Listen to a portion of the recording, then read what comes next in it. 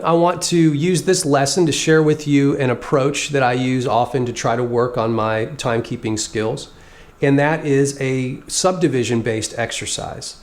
And the idea is that we're going to take a metronome click that we set up, and we're going to work on subdividing that into different segments. And we're going to, in this lesson, be focusing on ones all the way up through eights. And what that means is we're going to be playing rhythms that correspond to 1 over 1, 2 over 1, 3 over 1, 4 over 1, 5 over 1, 6 over 1, 7 over 1, and 8 over 1. So we're going to be subdividing the beat into 1 through 8s respectively. So it's pretty fun to work on. You're going to find that even the easier subdivisions are sometimes harder than they look, because we really have to get used to the idea of predictively subdividing the rhythm before we even begin. And that's really the way to be able to start really strong when you first lay down the very first note of the groove or the phrase that you're playing. So what we're going to do is set up this metronome click, and I've got this set right now at just an arbitrary tempo of 88 beats per minute.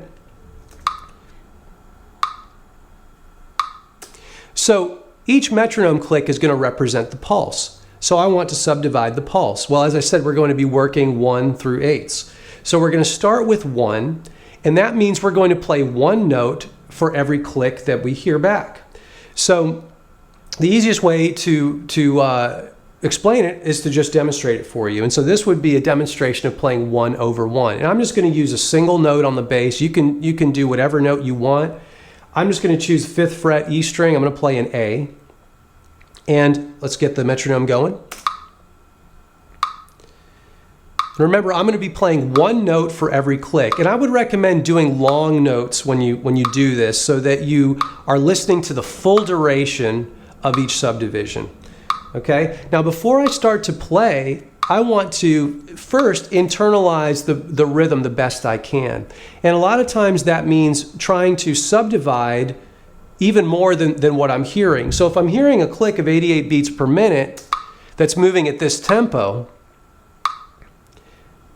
it's going to help me if I can hear even more subdivisions in the rhythm. That's going to help keep me in time every time the click comes around and I subsequently play. So one thing you can do is you could take the rhythm that's there and you could turn it into double what you're hearing. In other words, if this was representing quarter notes, maybe what I'm going to do to try to stay accurate is try to hear the time in eighth notes. So the clicks are here, boom, boom, boom, boom. But maybe what I'm actually listening to in my mind is going to be a boom, boom, boom, boom, boom, boom, boom, boom. And that just is a little trick you can use to help keep you in time when there's a lot of space in between the notes. So I'm going to try to hear myself playing before I begin. That way I make sure that my start is very, very strong and very, very confident. So I'm going to start by listening to the click. I want to sort of get used to where the rhythm is. I want to hear those subdivisions. Dun, dun, dun, dun, dun, dun, dun, dun.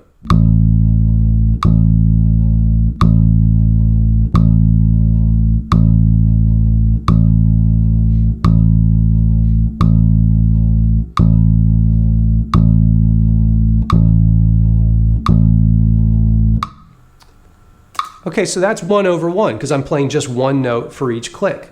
Now we take it up to the next step. It's going to be 2 over 1. So as you might guess, what we're going to do is we're going to play 2 notes in the space of a single click instead of just one note. Now, don't forget that when we subdivide like this, every note that you play has to have the exact same duration. You don't want to have one note be longer than another. You want them to be perfectly even. In other words, if I was going to play 2 over 1, what I want to make sure is that both of those notes that I'm playing over each click has the exact same duration. Once again, I want to try to listen. 1, 2, 1, 2, 1, 2, 1, 2. This helps me to get situated on knowing exactly where the notes are going to fall when I start to play. 1, 2, 1, 2, 1, 2, here I go.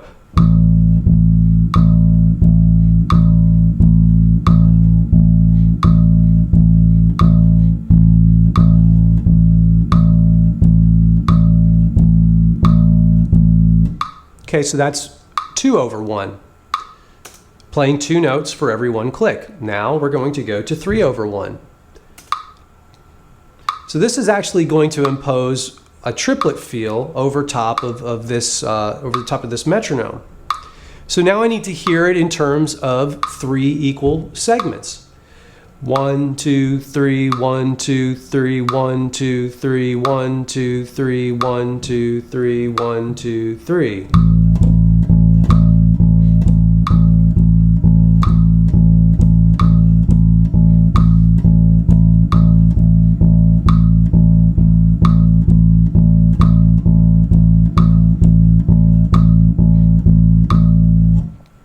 Okay, so that's 3/1. Now we're going to go to 4/1. Once again, try to hear yourself playing inside that rhythm before you begin. 1, 2, 3, 4, 1, 2, 3, 4, 1, 2, 3, 4, 1, 2, 3, 4.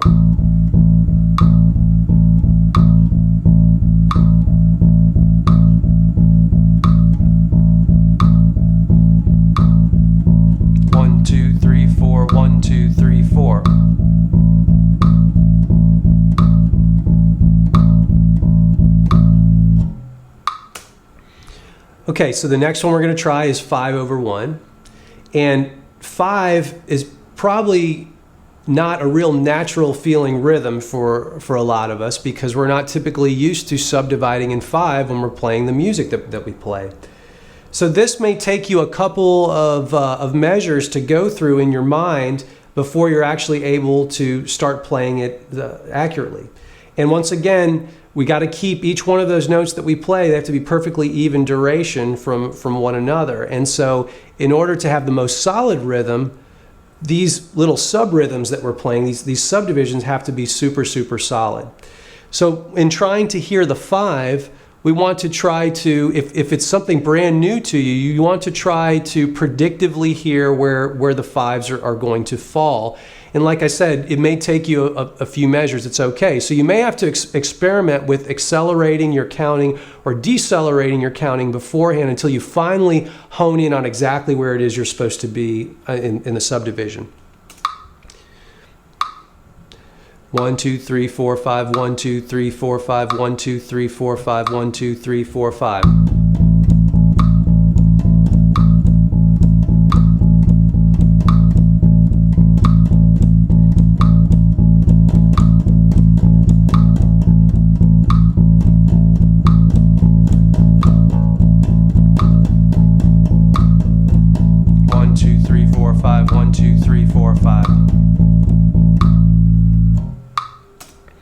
Okay, now we step it up to 6, and 6 is going to take on almost like a pendulum-like feel, because when you hear 6/1, it sounds like 2 3s.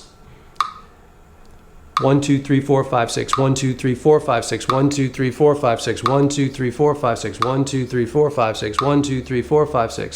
So it sort of almost has like a self-centering effect to it when you listen back. And 6 can actually be a lot of fun to play to if you're working with a tune that's written in 6, or if you want to impose 6 over a couple of beats in a measure or an entire measure. So here's 6. 1, 2, 3, 4, 5, 6, 1, 2, 3, 4, 5, 6.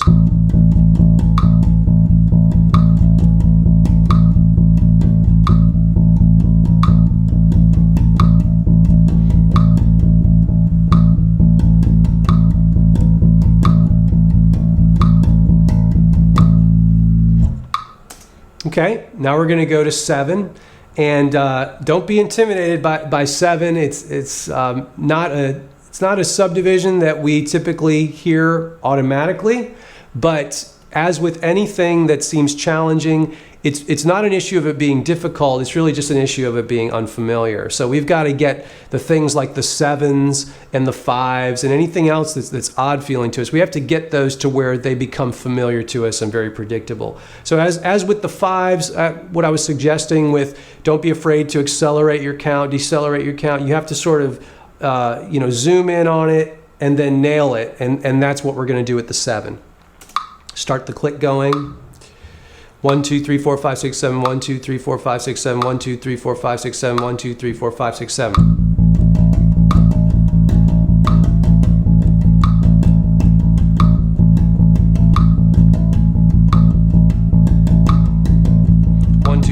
Five, six, seven, 1, 2, 3, 4, 5, 6, 7.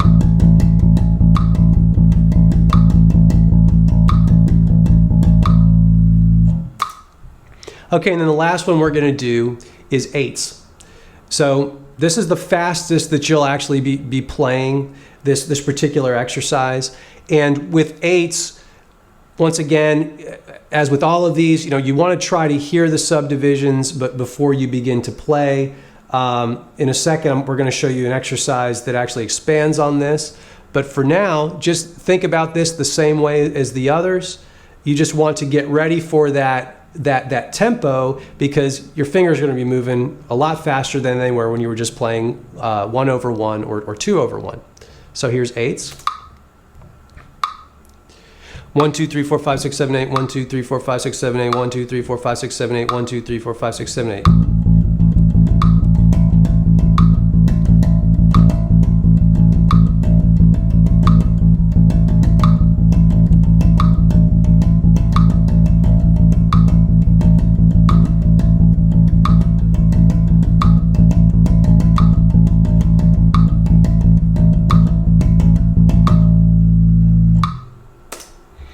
Okay, so that takes care of working with each of the subdivisions individually, 1 through 8. Now, the next stage or the next exercise that you want to expand on this concept with is we want to be able to step through the subdivisions without stopping. So we want to be able to do that in a very seamless fashion. So we're going to start with the 1 over 1, and we're going to step through 1 over 1, 2 over 1, 3 over 1. We're going to keep stepping through until we get to 8 over 1. And then when we get to 8 over 1, we're going to turn around and come back down. And as you might guess, this is going to require some predictive thinking and some predictive hearing, because we're going to be playing in a particular subdivision and then trying to prepare ourselves to enter into the next subdivision without any stumbling, hopefully. And this, admittedly, is a somewhat challenging exercise. So what I would recommend to you, if this is a bit challenging for you, is break it down into smaller segments. In other words, instead of just trying to tackle 1s through 8s in full form, break it into what I would call focus forms, where you're taking a large exercise or a large form and break it into very, very small, more digestible pieces. So for example, if you've never done this type of exercise before, maybe what you do, instead of going 1 through 8s, you go 1 through 3s and then back down. So then you're getting used to the idea of stepping from 1 over 1 to 2 over 1 and then to 3 over 1, and then stepping back down to 2 over 1 and then back to 1 over 1. And what that at least does is it gets you blending together like duple-based rhythms and triplet-based rhythms in just a small focus form. So it's something that's a lot easier to digest. But this is a concept that applies to anything you do in your bass playing. This whole focus form idea is something that you can apply to everything from technique to reading. It doesn't really matter. Take a challenging section or a challenging exercise, break it down into its smallest divisible parts, and then work on each of those individually. And then once you feel confident with those, you put them all together. Okay, so now we're going to try to step through. I'm going to go ahead and, for the purpose of demonstration, I'm going to go straight through from 1 to 8, and so you can get a feel for what this would sound like. Once again, I got to get situated into my rhythm again. I'm going to be playing 1 over 1, so I've got a lot of space in between the notes.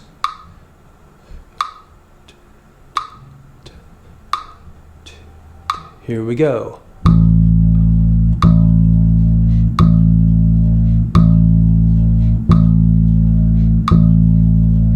Now I'm going to go to 2 over 1.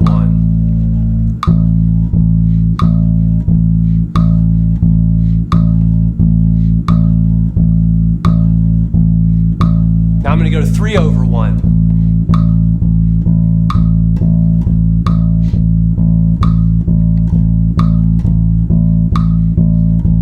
Now I'm going to go to 4 over 1.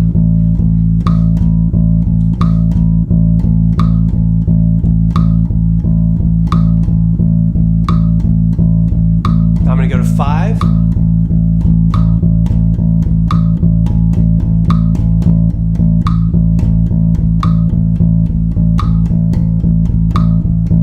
Now to 6.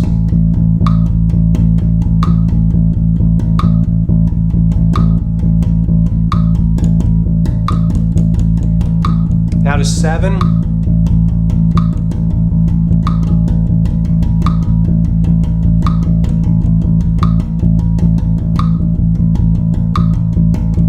Now to 8.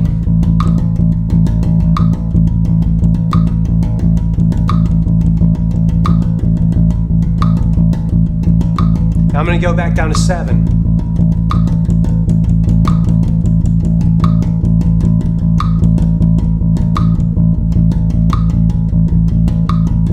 Now to 6.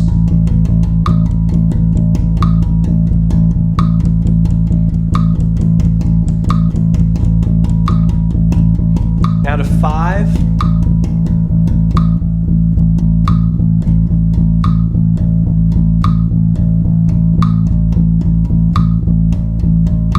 Now to 4.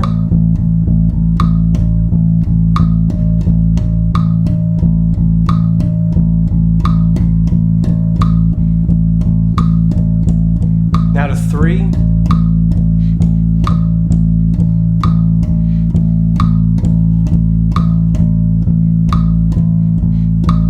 Now to 2.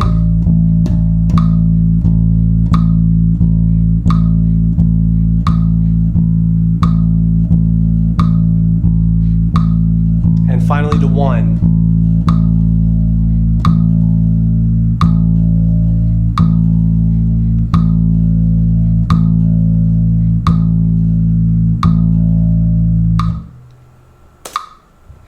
Okay, so that would be the full version of the exercise where, once again, we ascend from 1 all the way up to the 8s and then back down to 1 again.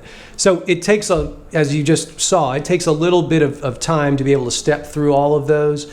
To do it with accuracy is obviously the challenge, because what you don't really want to be doing is when you make the transition to the next subsequent subdivision, you don't want to stumble for a while before finally finding that accuracy. The goal is to try to be able to get there on the very first go around, and that's where you're probably going to be spending most of your time, is getting used to predictively hearing it and then being able to nail it on the first try.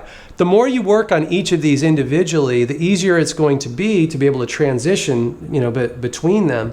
So as with anything challenging, don't be too hard on yourself. Give yourself a lot of patience. And by all means, focus form this stuff as much as you can, so that there are no surprises when you put all of the pieces together. So that basically sums it up. Once again, we refer to this as like a subdivision exercise. There's another version of this exercise in which we're going to be playing over 2, which you can see on another video. So check that out after you graduate from this one.